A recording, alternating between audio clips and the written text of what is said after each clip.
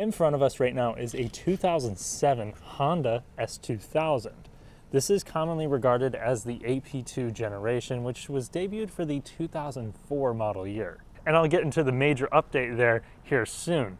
So let's talk about this particular car. This one was just reconditioned and it involved a little bit of paint touch up. The front bumper now looks great. There's very few imperfections on this thing. You have a nice carbon fiber side skirt down here at the bottom, along with pretty clean 17-inch wheels, which came standard from Honda.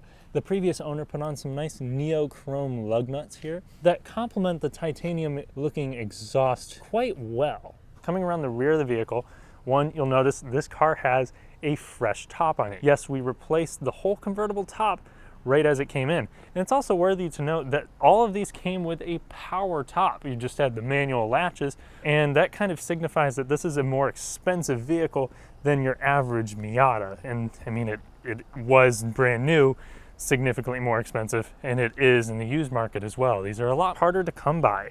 Not that the Miata is a bad car, but with 237 horsepower, this is a lot more potent than that. And it also has a higher redline as well. Now, those updates that I was talking about for the AP2 generation include most notably a larger engine. They actually stroked out the original F20 engine to make it a little bit more torquey down low, 162 pound-feet of torque versus I think the original 151.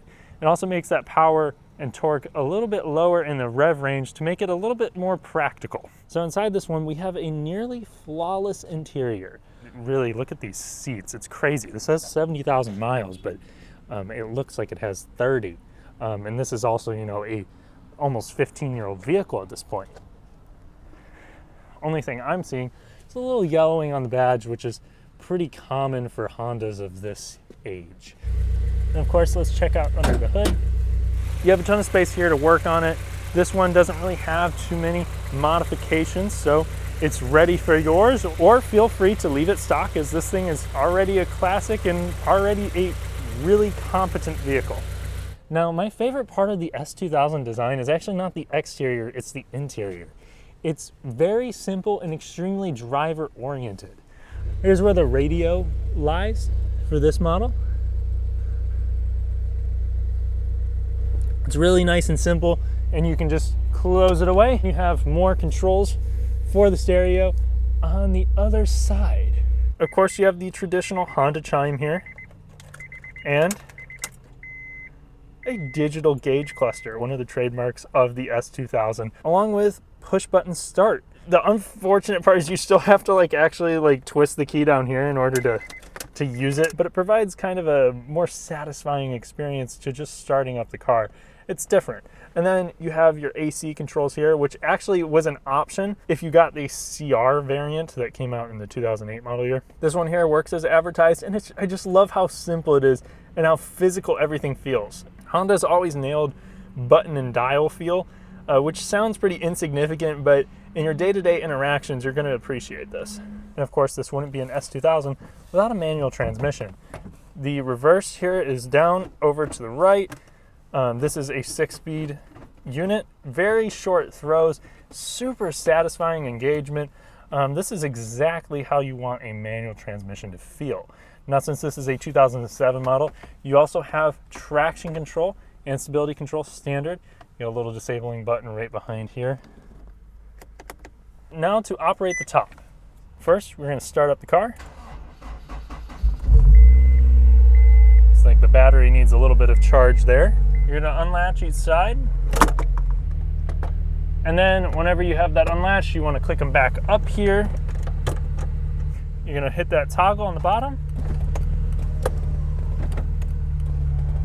And then it just comes down. Nice and simple. And really, if you own one of these cars, you probably have another vehicle to drive daily. So this is how you'd really want to be when you're out around town. And man, it definitely completes the look here. Now, a few more things. Let's talk storage. So you're going to have a center console here that actually contains the trunk release and a nice glove compartment size space here. Now you have a nice little cubby right here the 2 pockets. It's lined with felt so that you don't have to worry about things kind of sliding around, making unpleasant noises. Now we'll pop the trunk. Now you can also just stick the key in here. And space enough for maybe a small golf club set, or bags for 2 if you're trying to go on a weekend trip. It works well enough for that. But yeah, this isn't going to be a super practical daily driver. At least there is kind of this well down here where you'll find our S2000 floor mats, which are kind of cool, that red color. All right, feel free to reach out to any of the staff here at Foreign Auto Connect for a test drive or more information on this S2000. Have a great day.